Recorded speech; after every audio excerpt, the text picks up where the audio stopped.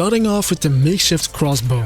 Cheap to make and easy to use. Great for headshotting opponents from a distance, and you should be able to recover the darts afterwards. Ammo is really easy to make, and even though it's slow when reloading, it gets the job done for now. And that's pretty good. Pipe Pistol, your first real gun. It holds one bullet and looks like it's held together by a prayer and some duct tape. Better than throwing rocks, but just barely. It can be fixed with duct tape and deals about 50 damage per shot. It's actually a lot better than throwing rocks. Wait, what? The ammo is also very easy to make, consisting of some paper and screws. That's pretty good. I don't know who would use a vacuum cleaner as a weapon, but it's a surprisingly handy tool for hoarding resources. This is my kitchen.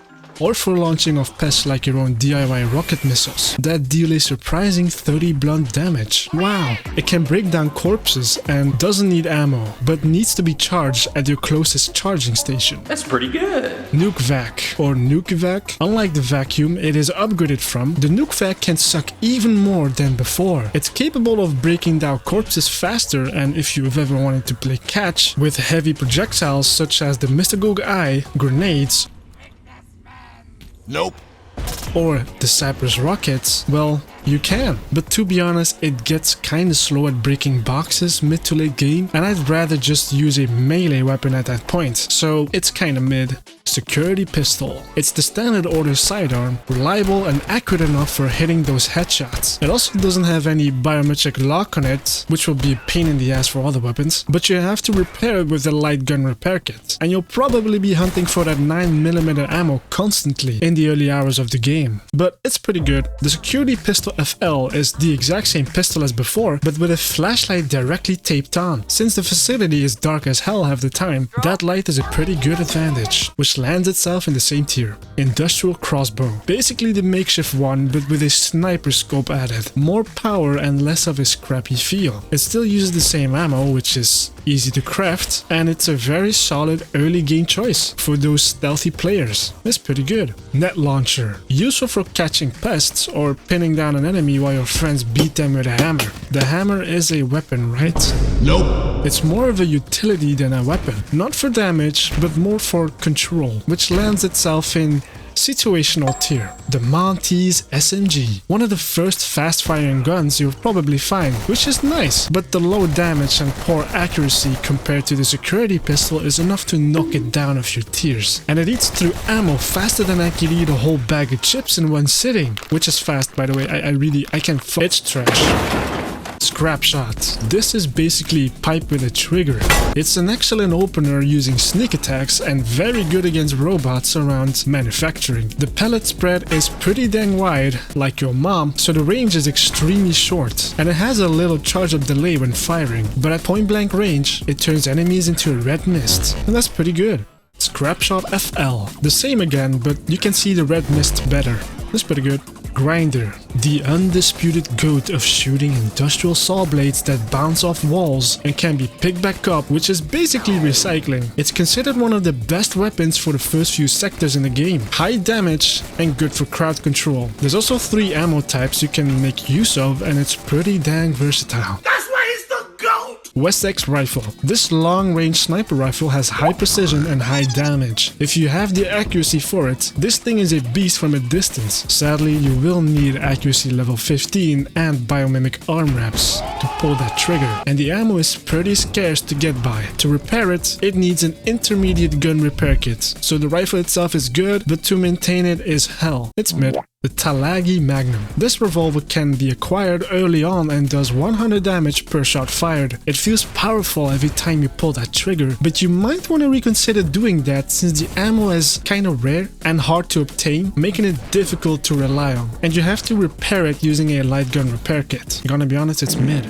Electro Thrower. It's like being a Sith Lord with for stun-locking robots. Constant electrical stun and damage, but requires you being within 4 feet of your opponent, making it short-ranged. Great for handling robots, but generally outclassed by other weapons. It's mid. The Romag Shotgun. Right off the bat, it requires a full 6-round reload animation when empty, which cannot be interrupted. It has pretty low stats compared to other weapons like the Antique Shotgun, and requires accuracy level 7 with biometric biometric arm wraps. The ammo on the other hand isn't that bad since it can be obtained by trading 1 wood plank for 4 shotgun shells with Grayson, but the weapon itself is ass. The Auto 10. Unlike some upgraded weapons that may not register properly in the game's skill system, the Auto 10 does provide shooting speed to the player, but that's pretty much where the good news ends, because first off, the gun's performance isn't really that notable compared to the Grinder or even the Electro Thrower with its low damage and DPS. That's mid. The Toaster SMG.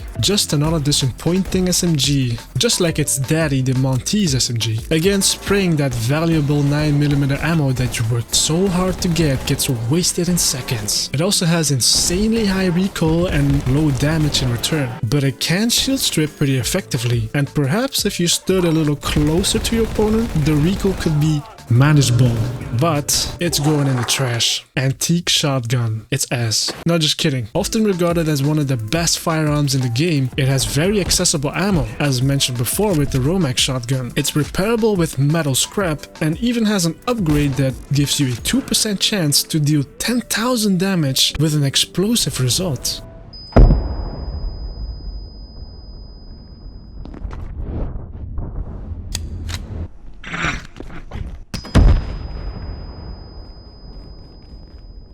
Just make sure you hold on tight because it does have a little kick. Both of these are the GOAT.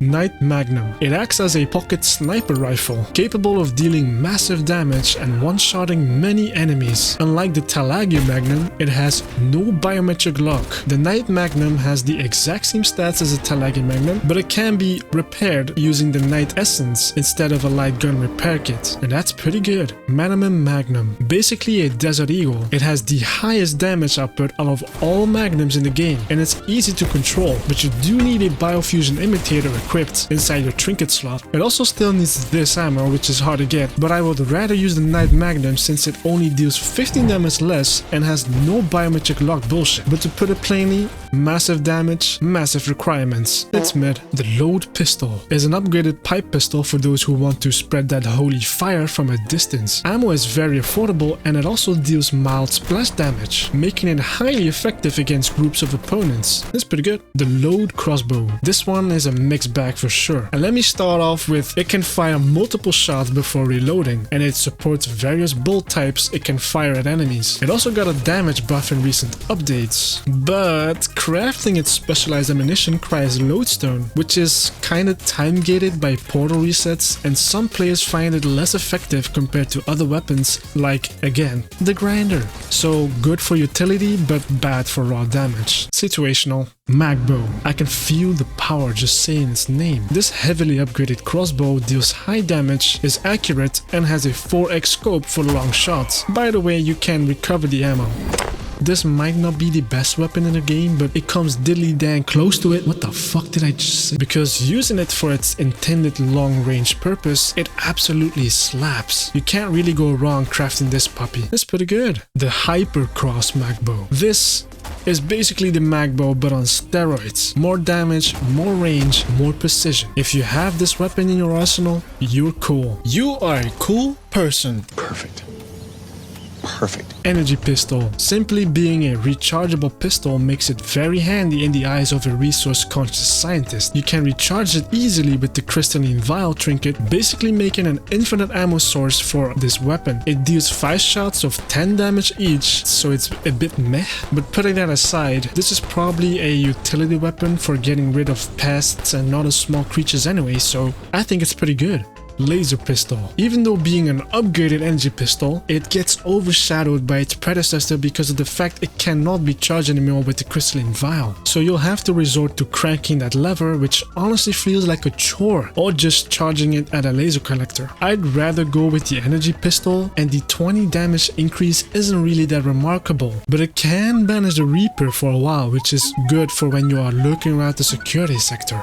Spooky. Situational. Thumper Shotgun. A pump-action shotgun with acid-coated pellets and acid damage. And the acid damage is rarely resisted by enemies around the facility, which can be quite deadly if all 6 shots connect. And by the time you have this weapon, you probably have access to ammo stations, making it pretty sustainable. But the one drawback is you do need to repair it with intermediate gun repair kits. Pretty good. The Quill Rifle. Known for its fast fire rate, homing projectiles, and acid damage over time, some find it weak against armored enemies. And the ammo is also kinda annoying to farm for. Spitting quills at your enemies does feel very satisfying, but kinda underpowered compared to other weapons. It's mid. The Z17. It's quiet, it's deadly, and it makes you feel like a hitman from Hitman. It's the upgraded Auto 10 and it feels pretty solid around mid-game, and I personally love that it has a huge silencer slapped on the end. And it's recommended for better damage and ammo conservation compared to other 9mm options. It's the final form in its upgrade line and it lands itself comfortably inside. That's pretty good. Rail Rifle. With its 0 bullet drop and insane velocity, this is how you win a sniper duel with an order marksman. This one doesn't have a biometric lock, which is nice, and it provides a great high impact fuel for those headshots.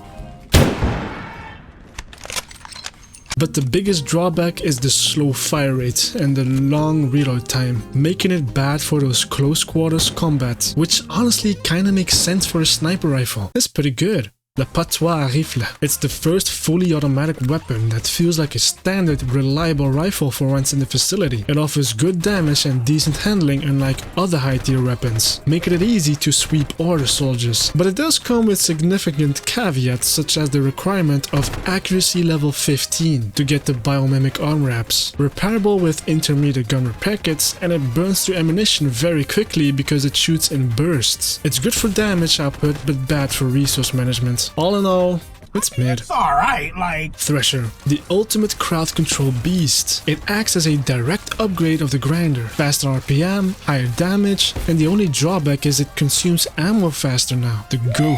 Shredshot, an upgraded explosive variant of the Scrapshot. It still has a long reload time but holds 3 shots now instead of Scrapshot's shoot, run away, reload strategy. But it apparently only has explosive damage instead of physical, which means no headshots. It's mid. Deatomizer. It literally removes atoms from existence. It's a laser beam of high damage and accuracy, and with its second firing mode it's even worse. For your opponent, of course. It triples damage output, but that goes likewise to the battery depletion. But if you need a quick burst of 3x damage, this is the one. It doesn't need ammo apart from its battery charge, so easily the GOAT. Skink. It functions more as a grenade launcher using radioactive wastes as ammunition, and it deals acid area of effect damage. Because of its solid damage, it can be used to flood rooms with acidic goo for crowd control. The ammo is a little different than the usual, but the weapon itself is very fun to use. Who's my good boy? That's pretty good. Rocket launcher. This would be the best in the game, but the crafting materials for rockets are diabolical. It's capable of dealing massive damage and one of the few weapons able to kill composers. It also has a homing mechanism in the scope, so it's good for when you absolutely need to delete a whole room or take a large opponent fast. It's pretty good. Verenkov's SMG. Another SMG, another terrible day for the OG. Despite being another upgraded weapon of the SMG, it often fails to deal high damage on its own, and it might even be bugged since as of 2026, reports indicate that it does significantly less damage than intended. But it do have one upside, and that's destroying shields, especially those on Jotun enemies. It's mid. The Plasmois Rifle. The upgraded version of the Patois. It can easily stunlock enemies and it's extremely effective against hardlight shields and armored targets. It fires in a 3-round burst with a strong recoil to it as well, just like the Patois, but more damage and pierces hardlight shields with ease. But it's generally best used in specific scenarios only, and less as a standalone weapon on its own, which sadly lands in mid. The Gutnic rifle. It's often described as mediocre at best and only provides slightly higher damage than some weapons, but failing to compete with superior options like the Plasmois rifle. It features a built-in scope, which is useful for long range and allows for single accurate shots, but you need accuracy level 18 to use the biofusion imitator, which is a high barrier to entry, so it's mid. The Ice X Rifle, a long-range freezing machine that deals a staggering 150 damage when it fires its hyper-velocity ice projectiles that freeze targets in place, providing crowd control. Repairable with intermediate gun repair kits, but honestly excellent for mid to late game. The GOAT. Snowfall Shotgun. It is a powerful weapon with high freeze potential and good crowd control, often regarded as an upgrade in the mid to late game and as one of the best utility weapons in the game. It is highly effective in destroying hydroplant tier security bots by freezing them, especially when shot from behind. By the way, the projectiles ricochet, if you didn't know that. Pretty interesting shotgun. Honestly, the GOAT. Flamethrower. Another mixed bag for this one. It is required for the progression in the residence sector and it can bypass enemy shields. Useful for area control, but the low damage is kinda disappointing. And if the weapon overheats, you just can't use it for 45 seconds. But since it's mandatory in the storyline, it lands itself in situational. And that's every single ranged weapon in Abiotic Factor ranked. Whether you're a saw blade bouncing maniac or a high-tech laser sniper, there's something for everyone in this game. If you think I've misplaced your favorite gun, let me know why in the comments. By the way, I also want to clarify that I don't hate any weapons. I think all weapons serve their own purpose and are good in their own ways. You can make the worst weapon on my lists be your best weapon. You can mix and match any weapon with any weapon. The point I'm trying to make is don't take this too seriously. Anyways, thank you for watching and don't forget to subscribe.